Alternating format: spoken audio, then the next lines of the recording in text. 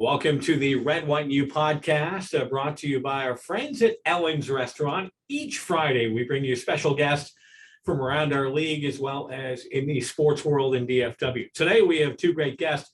First of all, Jack Locker Room Lindstrom, who is a legend in DFW sports reporting, long time at Q102 and then KZPS, and also Alyssa Schmidt, who is our Director of Marketing and Social Media.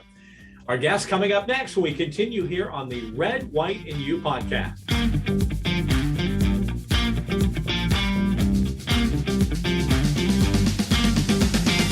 Welcome to the Red, White, and You podcast, the official Allen Americans professional hockey team podcast, of course, brought to you by Ellen's Restaurant in Allen. And joining us today is a true legend in DFW radio, one of the greatest sportscasters to ever buckle up the belt on a Monday through Friday, every day, every week. For how many years, Jack Locker Room Lindstrom, how many years did you work in Dallas-Fort Worth radio? 21. Oh, my God. Yeah. That's a long time. And what year did you start at Q102? I started unofficially December of 85. I was getting paid a grand total of $125 a week when I started a split shift in September of 86.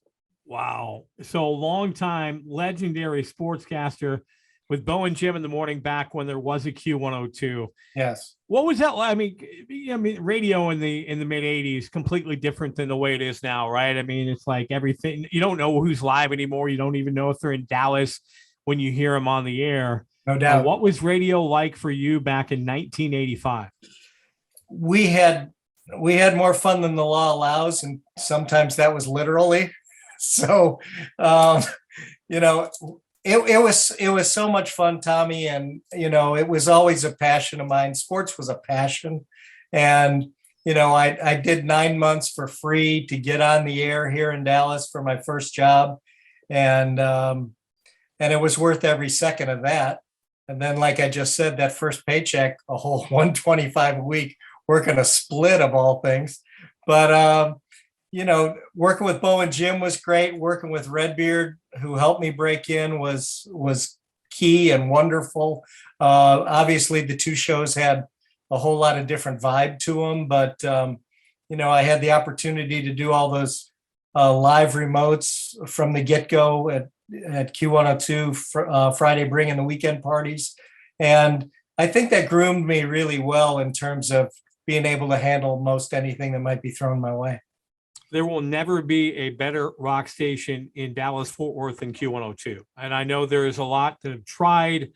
That was legendary. And not to make you feel old, because you know what, we're close in age, but I was listening to you in high school, man. And that to me was huge. And I didn't tell you this then, but I'll tell you now, the first time I met you, I was in a little bit of awe of meeting the great Jack Locker Room Lindstrom, just because of what you had done. Right. Well, Mondo Mike said that too, and he ended up taking my job when I quit on the air several years later. So there was some irony to that.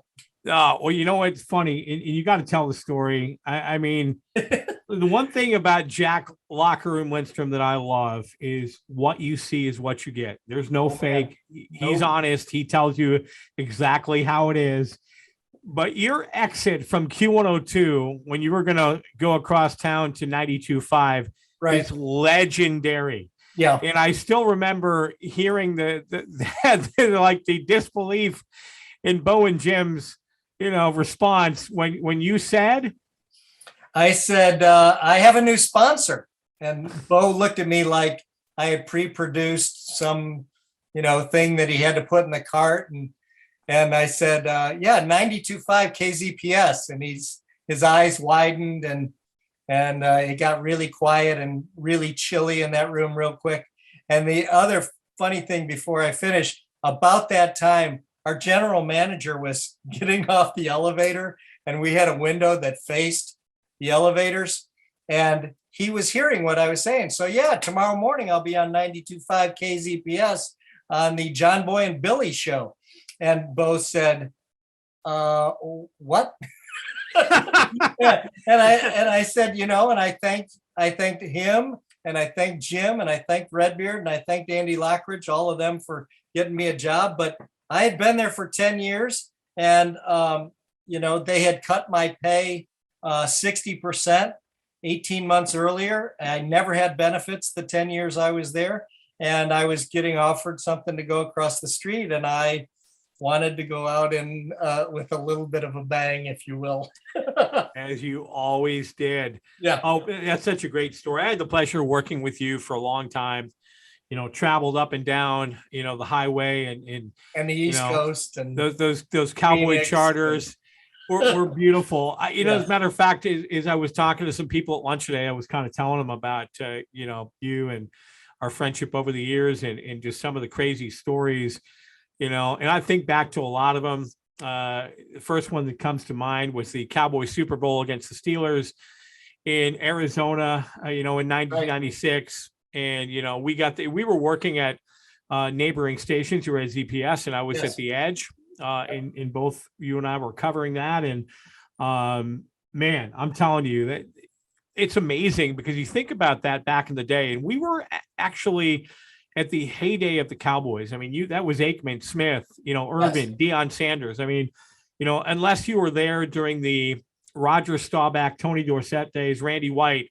I mean, this time right here with Urban and that crew was about as good as it gets. And man, the stories, from traveling on the plane, I know, you're not supposed to talk about that. What goes on the road stays on the road, right? Taboo. But let me tell you something. That was an experience, my friend, that I will never, ever forget. That, those were some interesting times. Well, the thing about Super Bowls, Tommy, and you can attest to this. First of all, if you're doing morning radio, with a time difference, I was arriving at the hotel that we were broadcasting from at like 4 a.m. So I had to leave my hotel at 3. Needless to say, I wasn't always tucked in at 10. There's not Jack. So, there's the lack of sleep thing. But then straight from there, you go to press conferences.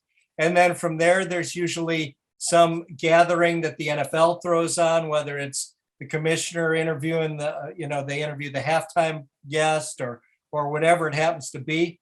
Various parties. Budweiser always put on a good one. I made sure I was there for those.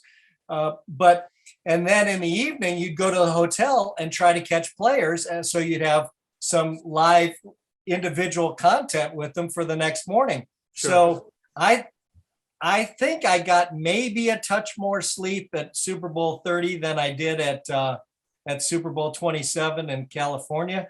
But I slept 12 hours the entire week at Super Bowl 27. I lost 15 pounds that week. And I've never had more fun just burning every end of every candle that was lit. I remember we went to some party. It was somewhere in Phoenix. And I remember Magic Johnson was there. There were some big name people that were at that party. And you and I were there. And I was pretty tired. You said you were going to stay. And I said, I'm going to go. And I remember getting in a cab, and I was no more started that cab than I was out. And he said he drove me around for about 45 minutes. And he said, I was afraid you were dead. Because he said he was trying to wake me up in the back of that cab and I wouldn't wake up. And pre-Uber days. We were burning the candle at both ends. I mean, you started early in the morning and, you were working till late at night because of the time change and everything like that. But, I wouldn't trade it for the world. And then the Super Bowl itself. And, I don't know if you might have had the pass to get upstairs, but I did not.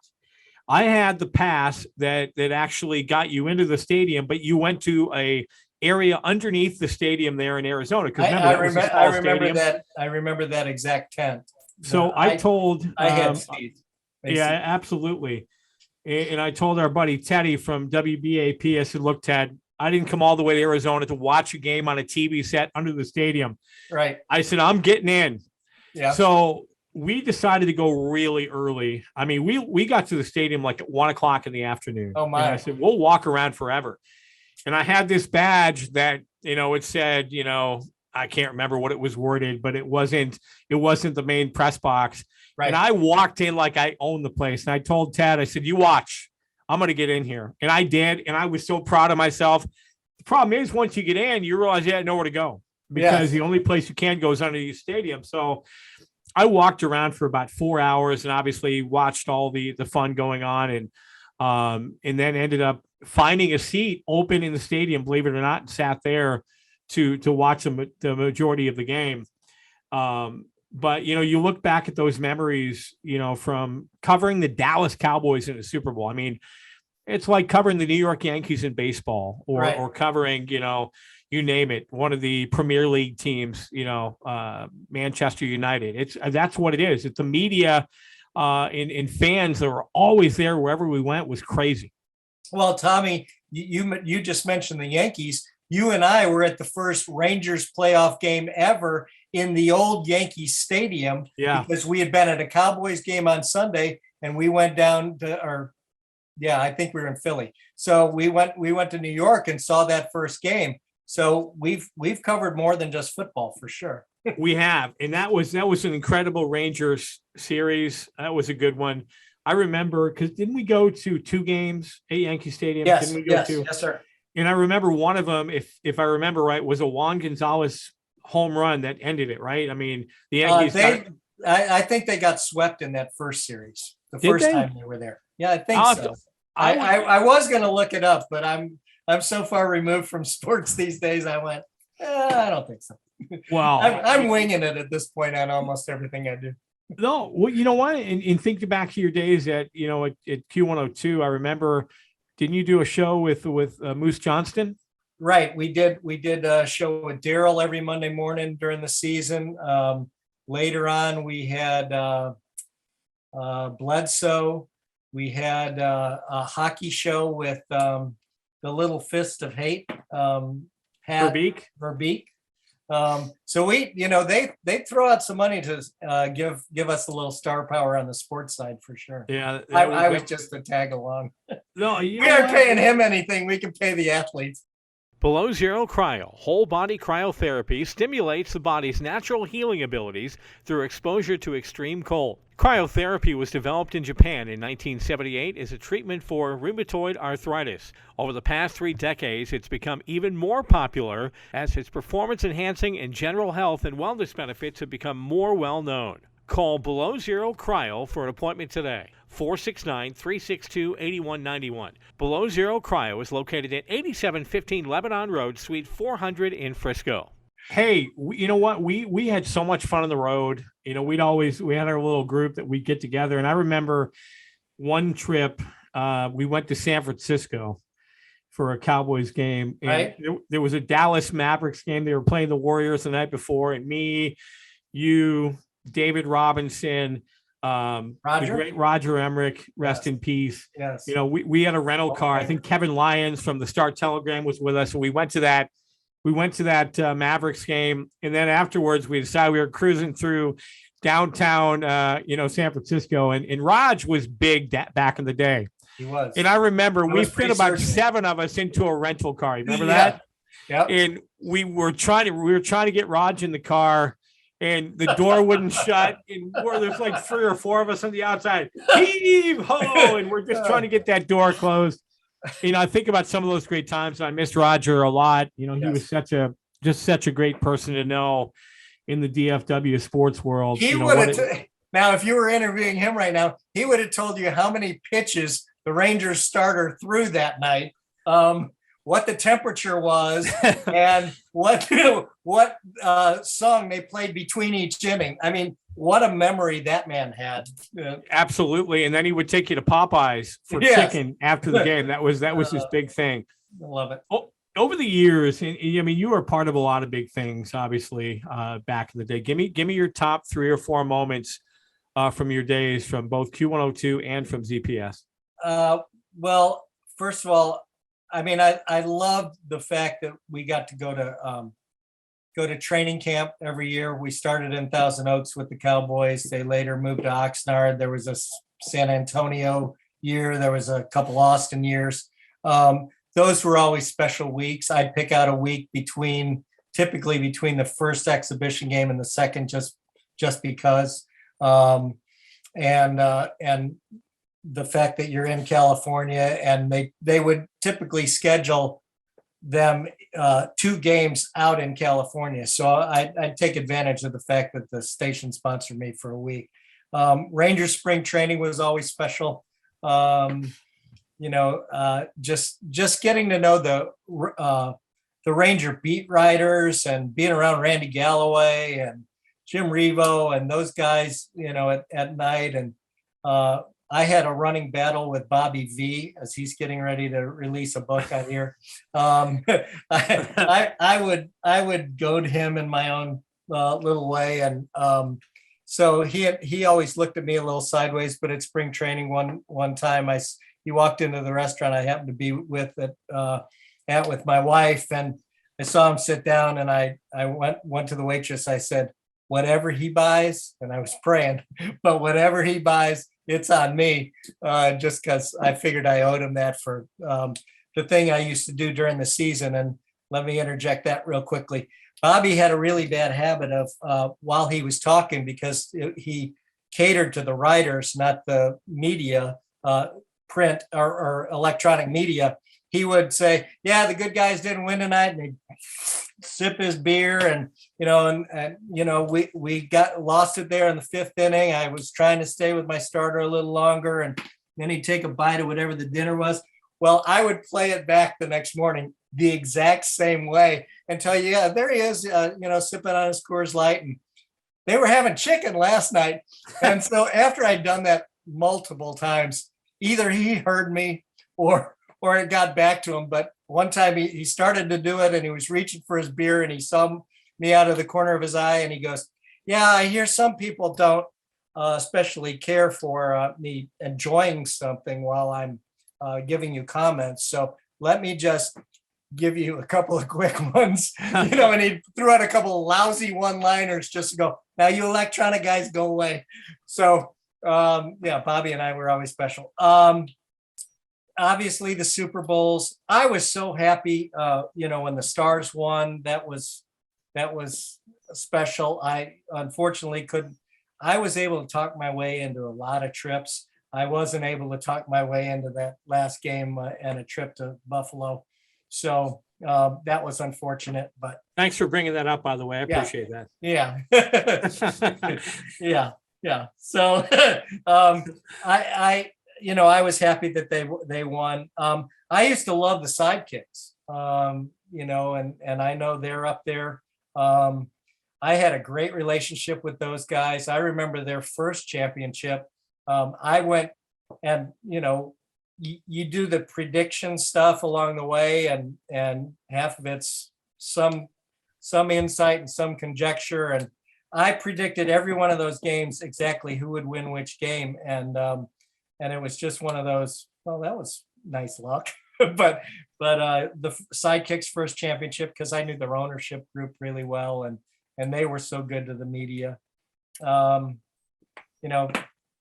Okay. The Mavericks trip. And again, for those of you who don't know me, I'm not that confrontational, but when the Mavericks lost in Miami, having won their early games, and they lose that, I guess that was game 3. Wasn't it 2-3-2?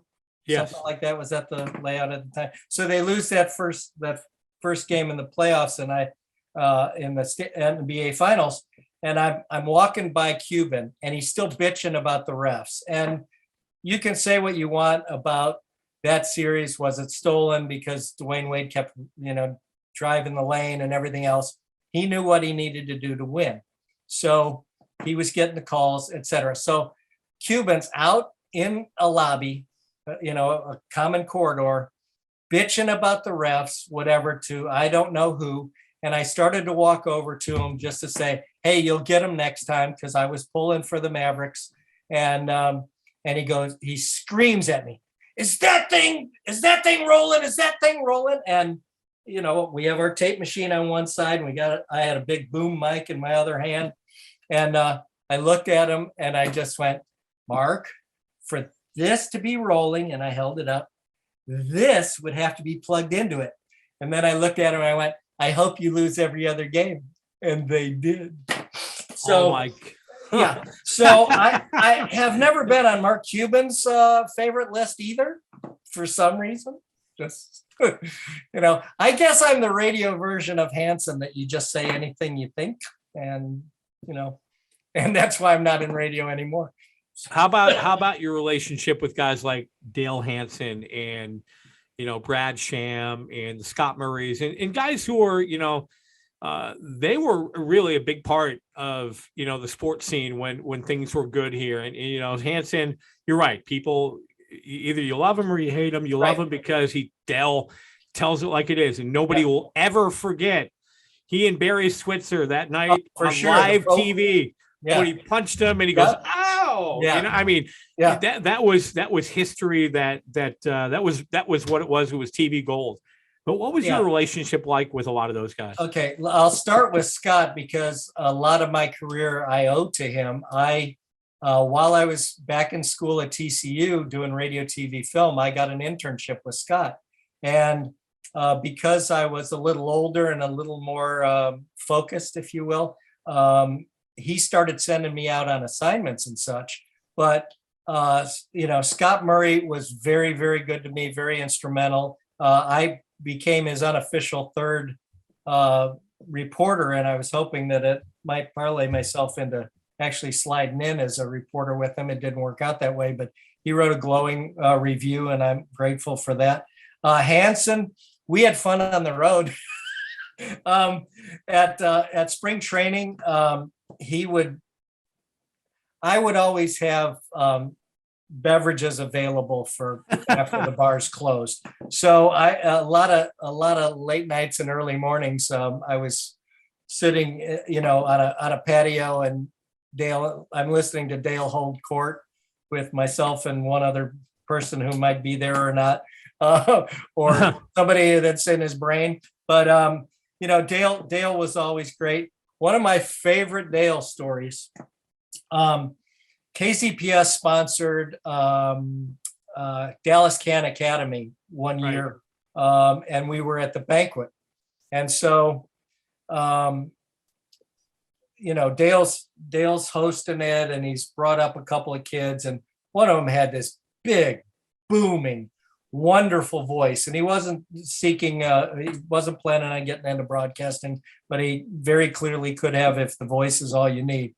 And so Dale had interviewed them, and Dale's thanking the sponsors, and he goes, thank you to Walmart, or thank you to Bob's Autos, and he goes, oh, I see KCPS is over there, Jack Lindstrom.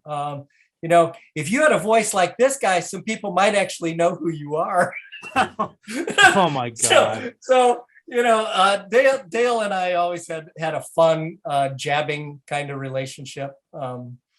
So beyond that, Brad, I used to, when I was on the Cowboys charter for those years, those Super Bowl years, that was before they had 24/7 Cowboy coverage via DallasCowboys.com or even on the flagship station. So Dale and Brad would go straight to the back of the bus waiting for the post-game interviews to end.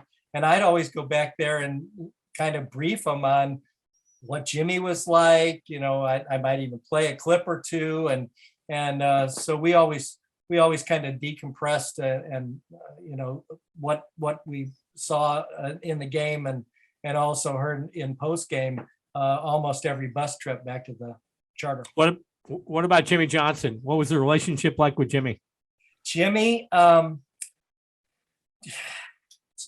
don't know. I would sometimes just ask questions about his interaction with the press. I felt, I'm no spokesman or anything else, and I was still pretty young, but I would say, I remember at his opening press conference, I asked him, so I know what was going on at Miami, and there's a lot of reports about, you stiffen people and just being rude and whatever. Is that what we can expect here in Dallas?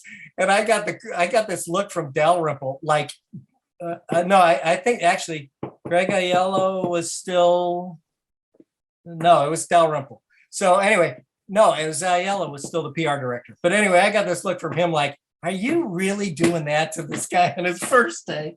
So Jimmy was fine. Actually, in honor of Jimmy, I thought I'd have a Heineken ready, just in case. I love it. Yeah. That's awesome. Man, so many great stories. When you live in the red, that means you do what you do at full throttle.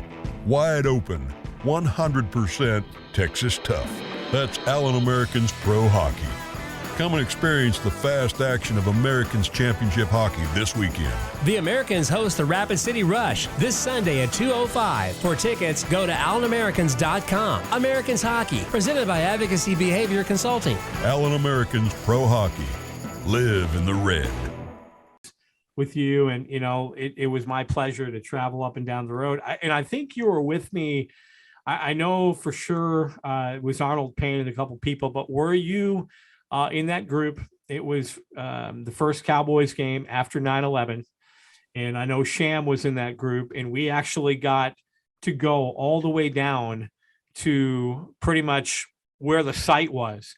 They let us in where the guards were. They let us pass. And I'll never forget that night as long as I live. Yeah, I wasn't with you for that. No, I was at Arnold, the game, but Arnold Payne from Channel 8, and right. it was Sham and like 3 or 4 other people. I think Kate Delaney was there, and we actually got an opportunity to go right up to the site. And I'm telling you, Jack, incredible. That will be a night that I will never forget. I remember talking to a police officer on the corner, which he was a block away from where both buildings went down. And he said his job was for 8 hours a day to stand there and make sure nobody got anywhere close. And, Right. Obviously the Dallas Cowboys were able to get us closer than we probably should have been. But I remember just walking down that street and looking in a lot of those restaurants and seeing, there were still dishes on the table from that morning Right. where nobody had gone back. And Right. it was like you were, in a bad dream that you couldn't wake up, and you just, the smell, I'll never forget the smell. It was just the worst smell ever. And knowing what it was something. And to be there and to reflect and to just, say a prayer if you believe in that. And I hope you Yes. do, Yes, just to say a prayer for those people who had lost their lives in such a tragic way. And, like I said, 99% of what we did on the road was a lot of fun, but that's one of the things I remember. And I would have bet my last dollar you were with me, because there wasn't many trips that we weren't together Right. on Yeah, the road doing I something. don't recall what I had going that particular trip, but it was just so much fun. You're gone from home, and I had a growing family at the time, and you're gone for 36 hours, give or take max. And if that's all it takes, and that's all you're away to have all those memories, it was absolutely worth every bit of it. Well, No doubt. Well, I tell you what, you should be, you better be someday inducted into the Radio Hall of Fame. Our dear friend Joel Folger was recently inducted in. He's had some tough health issues over the last couple of years, but man, I'm telling you, you kind of set the way for all of us who came in after you to be sportscasters, especially for rock stations, Yeah. which is unheard of now. You don't have that happen anymore. I was No. lucky enough to spend 9 years at the Edge before Clear Channel finally came in and pulled the plug on me and everybody else involved in that. And you know what? It happens, man. I mean, I remember speaking to Joel Folger, he said, Tommy, he said, until you've been fired in this business, you haven't lived. Right. He said, he said, it's nothing that you do personally. He said, it's just one of those things it's part of the game. Yeah. I never quite had the exit that you did from Q102. That was subtle. It was subtle, but you know what? Yeah. So many people that are watching this right now are thinking, oh man, Jack Lindstrom. That was I was listening to him whenever. He was the Right, guy who yeah. gave me all the. You 'cause said remember- high school. When I got a little later in my career, and I would get because I was still always waiting tables, and I'd get some kids that are just starting to wait tables, and I used to listen to you in junior high, and even further back. I go, gosh, I'm not getting that old, but yeah, I guess I am. You know what? And crazy enough, we were talking about 9/11 that morning. I don't remember if it was you or Babe at the time, but I was doing both the Edge and KZPS that morning when 9/11 hit. And I remember Ellen Daniels, who was doing the news for KZPS, came into the room and said, "Tommy, something terrible's happened in New York." And I went in there, and of course, at the time, we didn't know, because that was when the first plane hit, and we were watching live when the second one hit. And to have been on the air when that happened, that's something that you'll never forget. And I think I was Phil. It was either you or Babe Laufenberg. I don't remember. It would have been Babe. You crystallized my memory of that one. Yeah. And the reason I wasn't in New York with you, my contract had been somewhere along the way, had been passed on to Metro Networks. Yeah. And like a lot of the traffic guys, obviously, but some of the sportscasters, they're the guys who did the ticker at the ticket. They were employees of Metro Networks. Yeah. So anyway, the morning of 9/11, the day before, I had walked into John Larson's office because Metro was no longer going to let any of their employees work on any Clear Channel stations, because Clear Channel had just started a traffic service. Yeah. So I walked into Larson's office after I got off the air on that Monday, and because 9/11 was a Tuesday, and I said, "Look, if I'm going to get fired, if my contract's going to go away, I might as well not come in tomorrow morning." 9/11 was my first day not on the air in that little interim that I had between my first stop at CPS and going back to CPS. So I was sleeping in that morning, and we still had a house phone. The house phone rings, and my sister says, "You need to get up." And I said, "I don't feel like getting up." I've been getting up at 3:30 every morning for who knows how long. I don't want to get up. She goes, "No, you need to get up and turn on the television." So that's why I wasn't at that New York trip, because I had a very brief period that I was unemployed before I became finally totally unemployed. But so, yeah. And from there, as you just said, and what you had to deal with Ellen and everybody else that turned their focus, I remember the guys on the ticket, just having to become newsmen and deal with all the emotions of still taking calls and everything else, and so much uncertainty, everybody on edge, raw emotions across the board. I was in awe of all the people that put on a different hat and put it on really well that day. It was a moment in my radio career that I will never forget. And I'll never forget you, man. You've been a great friend for a long time. I was so excited to hear from you recently, and I know time goes by too fast, and all of a sudden it's been 4 or 5 years since you talked to people, and sometimes longer. But you paved the way for all of us, in DFW, kind of starting, like I said, back when you did at Q102 in the mid 80s, and gave guys like myself an opportunity to not only cover sports. I'll tell you one quick story before we depart here. You talked about Rich Dalrymple, the Cowboys PR director. Right. I had sent him an email and said, "Hey, I'm going to be the sports director at the Edge." And I said, "I'd love to cover the Cowboys." And he said, "You guys are a college station. I don't think we can make that happen." I said, "Rich, just give me a chance." I said, I'm going to come to training camp. I said, I'll be there. I'll be there, every day, which I pretty much was, out there covering the team. And I said, let me earn my stripes. And you know what? He was a man of his word. he gave me a full-time credential, and it kind of started there for me. I mean, once you get that first Cowboys credential, no disrespect to Larry Kelly and the Dallas Stars or anybody else. Right. Once you get that first Cowboys credential, you feel like you've made it in the sports world. And then, of course, you become friends with all those guys because you see them every single day. And I'm talking about the media people that we ran with, back in those years from all the great stations. And unfortunately, it's not the same as it was back then. So I feel very, fortunate to have worked in been covering with you. Well, and just real briefly, and just to kind of put a parentheses around it, a lot of people have said, Jack, you need to do a podcast. And I said I would, but the middle name, the moniker Locker Room, I reached out to the Cowboys, who I'd, covered for 21 years. And I said, Rich, can I come out during the week? I'm not asking for games.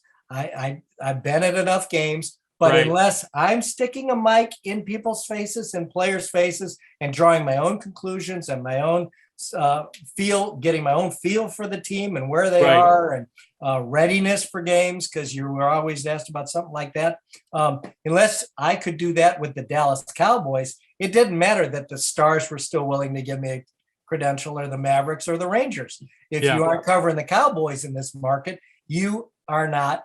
I mean, you can't do what I was trying to do as being a 4-sport guy.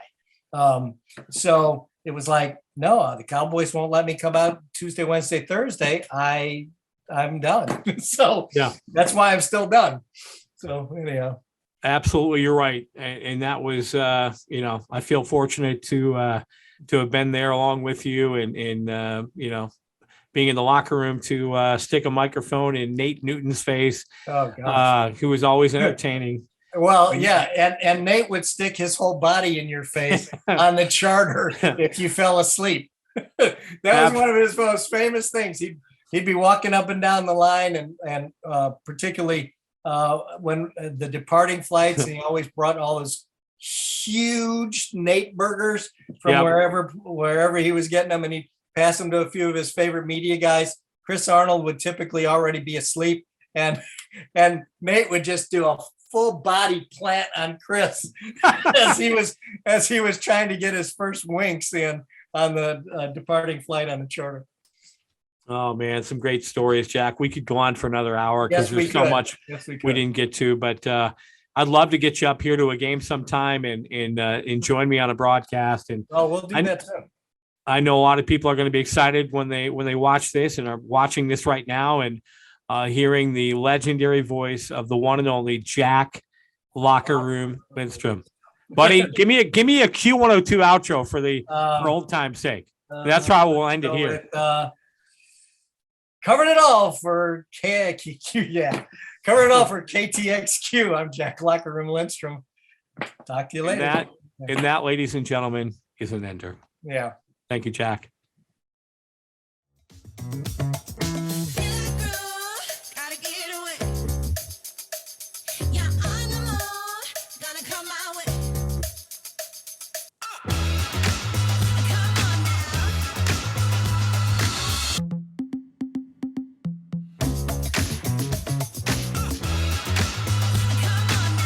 Get sunshine for the whole squad at Tropical Smoothie Cafe.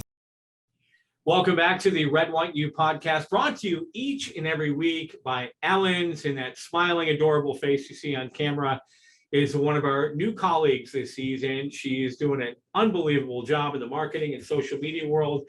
And as you know out there, friends, if you're working in social media, it is not an easy job. You're always the first to get criticized. You have to have thick skin, and she is an Aggie, so we know she's tough, right? Welcome, Alyssa Schmidt. And by the way, as we talked about this the other day, you are not the only Schmidt in the league. I'm not. There's a Schmidt in Rapid City, but she doesn't spell her name the same as you. No. Just for the record, you spell it. Oh my God, Tommy, you spell it SCHMITT, correct? Yes, sir. There you go. So first of all, great to have you on the podcast. It's long overdue. And how are you enjoying your first year in minor pro hockey?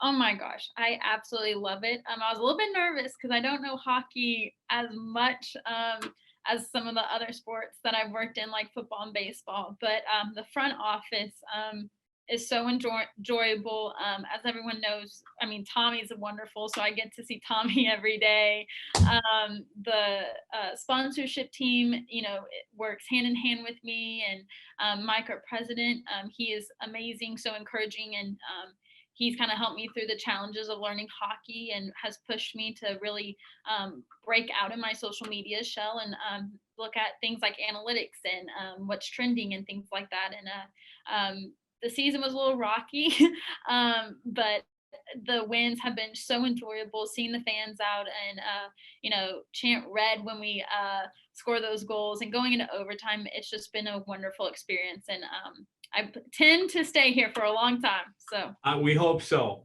for sure. You've done a great job, not just on the social media side, but on the marketing side as well. We're all learning from you, Alyssa. For a young student, or for a young, I guess, college student that might be watching this, who is about to graduate and they're wanting to break into the sports world, what's the best advice you can give to a young and upcoming broadcaster slash social media marketing person? Give us your tips. Unleash the keys to success on that. My first one would be definitely internships, and just continue to immerse yourself in different sports. That's one thing I take a lot of pride in is I found a company down in College Station, and I was able to cover soccer, baseball, softball, basketball. I mean, I did it all. So I could really learn which sports I liked, which sports I really didn't like, but I was still interested in, things like that. So definitely take up your opportunities in internships. Second, market yourself. Even if the team doesn't have an internship, go ahead, send your profile, your resume and your portfolio out. There's no harm in doing that. If anything, they can keep it on file, and when their season ends, you might get that call. So those would be my two things. Third thing is make sure when you're not working in sports, keep up with what's trending, what is happening in sports. Social media and marketing is constantly changing each and every day. So if you're in that dead period, please market yourself the best you can and keep on trends. As we know, social media is a 24/7 job. I mean, it's not like 9 to 5. You have to be constantly, on social media, know what relates to our team, try to be funny, a little creative, keep the post fresh and short and to the point. That's not an easy job. I think social media right now is the biggest animal that we deal with on a daily basis. I know I couldn't live without it. Whether it's breaking news on a trade somewhere, or, the last couple of days, all in college football, all the coaches up and leaving, or, the big baseball signings of the last couple of days. How do you balance your day? Because you have to have some alone time. You have to have some time with your significant other. And I know it's probably frustrating for him, thinking, man, woman, do you ever get off your computer? Do you ever have any free time? Do you have any free time in your life? Do I sleep? The funny thing is, the reason why I started chuckling is he actually asked me to get off my phone last night when we were watching a movie together last night. Do I have alone time? Yes, I do have alone time. I eat and I sleep. The best way I manage it is I have my notifications on for all of the platforms starting about 6 a.m. So my phone will start going off about 6. And then it officially turns off about 10:30 and 11. Is when I kind of put it on do not disturb. But in the morning, the first thing I do is go through kind of what happened while everyone was sleeping, kind of thing. But I mean, it is a 24/7 job. We kind of talked about over Thanksgiving break.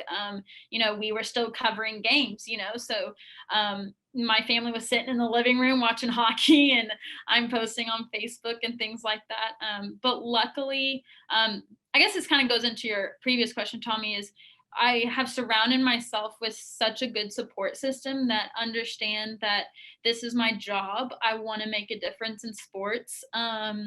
and I want to be, another woman in sports. And so the team I have surrounded myself with, Colby and my parents and his parents as well, has just been a huge blessing, because they always push me. The days where I'm like, oh, I have to cover this game, or I have to do this, they're like, hey, remember, this is what you want to do. And so having that good support system. But no, there's definitely days where I'm like, I want to go get a pedicure and manicure, and that just does not happen, because we're having trades, or we have guys coming in. We have events like this week. We have a ton of events. So manicure and pedicure can wait this week. So absolutely. It's been waiting for 40 plus years for me. But anyway, hey, when like there's a big event coming up, or like we're about to have a major announcement.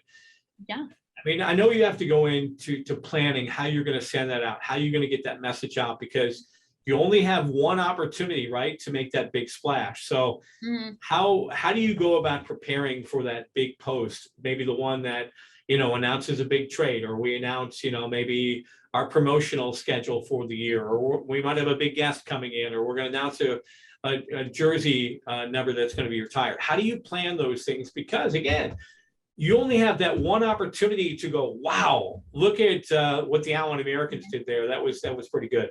Yeah, and social media, it's a constant first impression. Like every day, when we have these big announcements, it's a first impression. And so the biggest thing is, one, whenever we figure out, hey, this trade's going to happen, this player's going to come in, first, Tommy does his wonderful research, and he sends me, good points to highlight, things like that. Tommy does the press release. Like, I know that he's going to write that up. And then this is just for our players. So, and then I have a great intern, Curtis. He makes the graphic.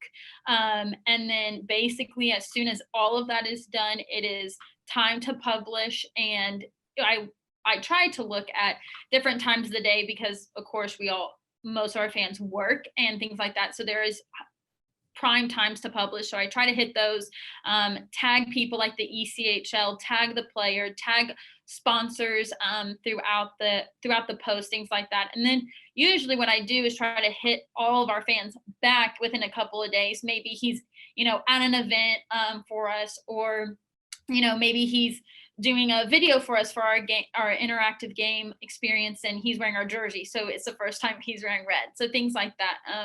If it's an event, we start trying to publish a week out more usually. And again, we look at prime times, get the graphic done, things like that, make sure we have all the information, tag people. And that's kind of the gist of it. But things happen in a moment's notice.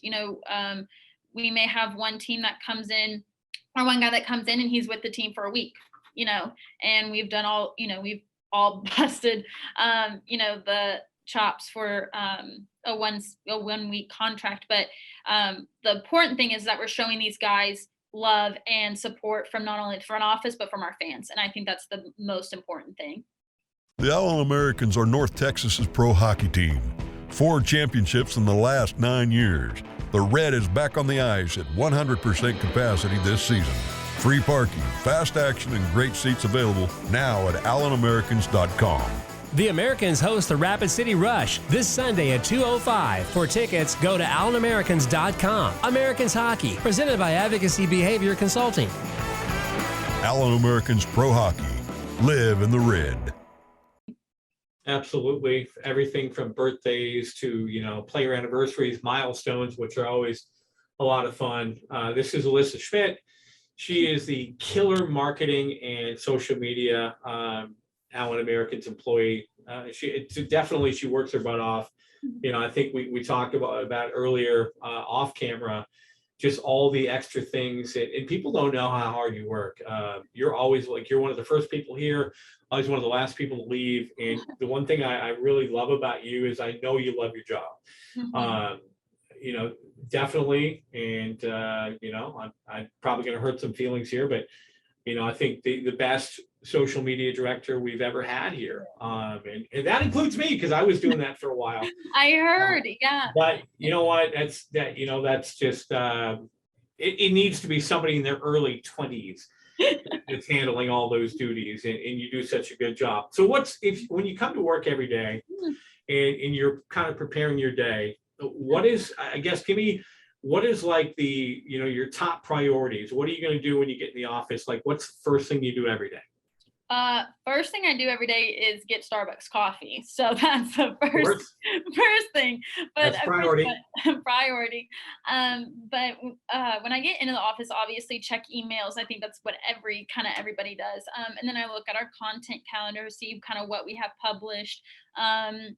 Look at, Tommy has a podcast coming out, Yep. where's that? And then if we have, of course, any player announcements or any trades, I look at kind of the big announcements. I look if we have a game week, and then usually I start planning our content, switching graphics based on our sweaters for that game, work on our emails, and then I usually around lunchtime, I switch to our event side of things. Like this week we have like 5 or 6 events within the next 3 days.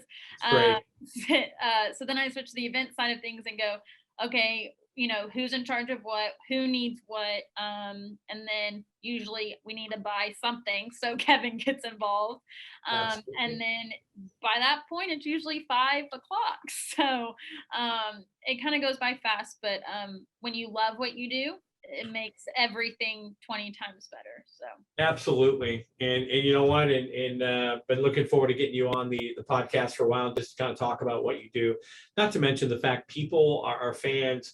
You're kind of behind the scenes. People never get to meet you, but they after they get to know you and love you like we do, they'll appreciate your great mind for your creativity, which you've come up with some fun things. I mean, those little player videos that we're doing, the funny videos, people love that, because with this year and last year with COVID and not being able to be close to the players like in years past, people are just kind of hanging out waiting for something new to come out. So, credit to you and your team. I know you have, a handful of interns that work with you to help out to do these things, and which they've been great too.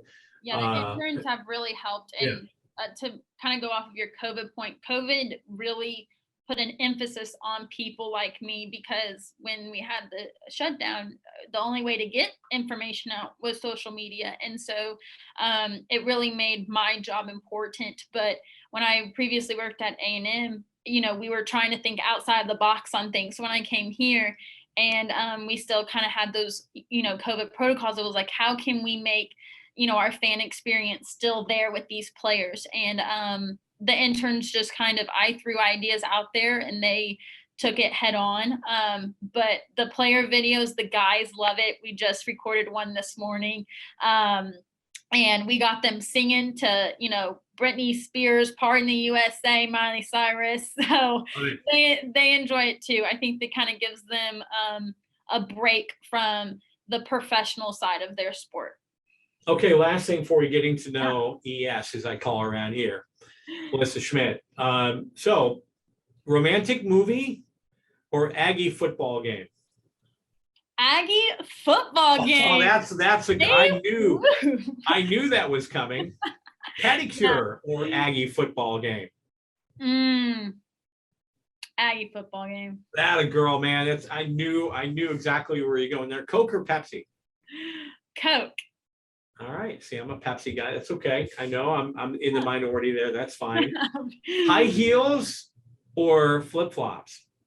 Well, today I'm wearing the flip-flops. But probably flip-flops. With how much I'm on my feet, I would like to go with the flip-flops. So. The beach or being out sledding? Now you got me, Tommy.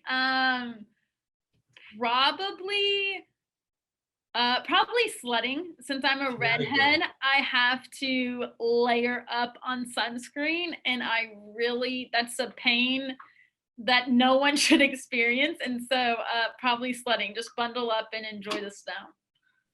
Favorite kind of pie since it's holiday season? Cherry. I made my dad, fun fact of the day, my dad texted us and said, I got the pies for Thanksgiving, and he listed the pies, and cherry pie was not on there. I called my dad. We were in the office. I called my dad and I was like, excuse me, I need a cherry pie. So he went and got me a cherry pie for Thanksgiving. That is awesome. All right. So since we just had Thanksgiving, if you could eliminate one item from the Thanksgiving menu, it would be? Oh, geez. Probably sweet potatoes. Oh, come on. You're really, a Texas girl. I really only like the sweet potatoes because of the roasted marshmallows. Yeah. So there's that. But my mom makes the best cheesy potatoes. I make the green bean casserole. We always have a slow cooked turkey. So Yeah. I would say sweet potatoes.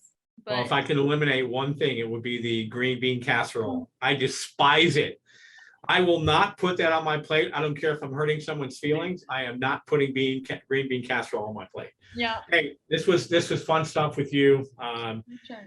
You're an Aggie girl. I love that. I think you knew. I told you I ended up going to UNT, but my first choice was A&M. That's where I really wanted to go, and I think I learned a lot at UNT. But I wanted to be one of those proud Aggies, and No. none more proud than E. Schmidt. And thanks for doing this today. Oh, of course. I'm glad I could hop on, and I look forward to joining you next time. There you go. This, of course, is the Red, White, U podcast brought to you by Ellen's Restaurant. Hey, Americans fans, download the free Americans Game Day app at the iOS App Store or, of course, Google Play, and be a part of the in-game experience on game night here at the Rink of Red. That's Alyssa Schmidt. I'm Tommy Daniels. This has been the Red, White, and U podcast.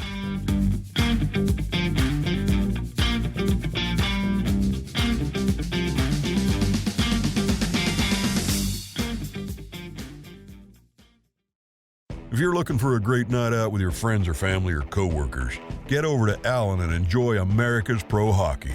We're North Texas's team that won 4 championships over the last 9 years.